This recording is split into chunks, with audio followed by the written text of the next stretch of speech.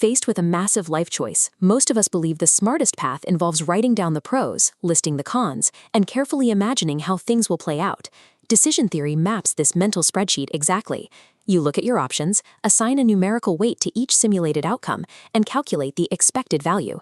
To be rational, you simply pick the path with the highest score. But this entire process relies on a single assumption, that you can accurately imagine what a future outcome will feel like. An inability to accurately simulate the result means you cannot assign it a value. Without that value, our most trusted method for planning our lives ceases to function.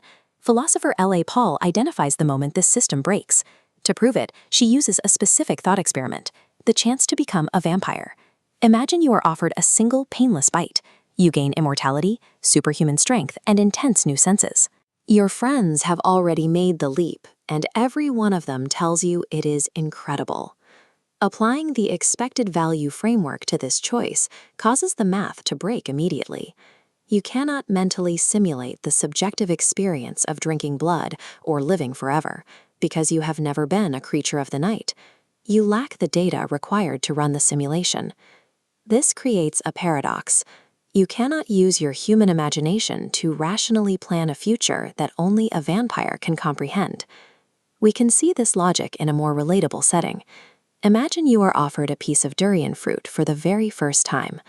On one side of this gap is everything you can read about the fruit, the spiky shell, the smell, the texture.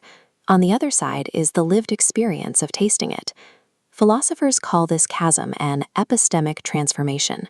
Because you haven't crossed that chasm, you cannot fill in the subjective value of eating it beforehand.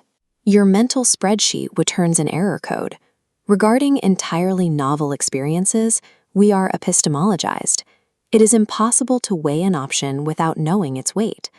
Beyond simply providing new information, certain experiences rewire our core preferences. This is personal transformation. Consider the vampire again. The human you are now might find the idea of hunting for blood repulsive, but the vampire you become will likely crave it. This creates the two-self problem. Standard logic requires you to satisfy your desires, but the scale oscillates because you are choosing between the conflicting desires of your current self and your future self.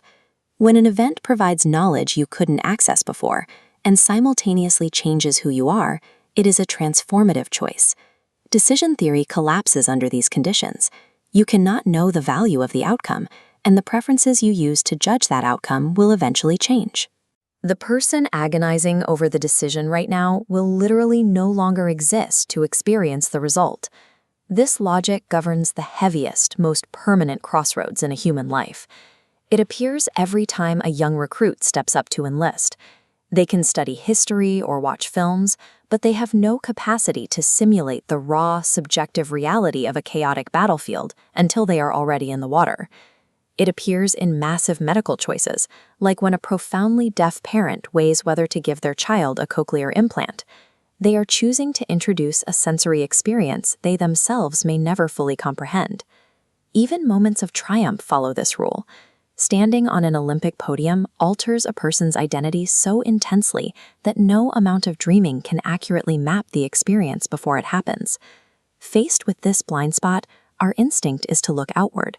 We poll friends, read studies, and gather data to try and map the jump. But testimony fails us.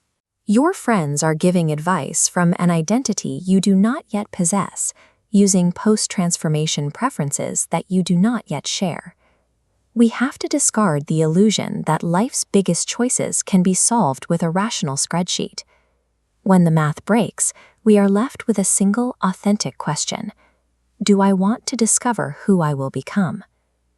Choosing to act rationally requires us to accept our own blindness. We must embrace the unknown and actively choose to author a new identity.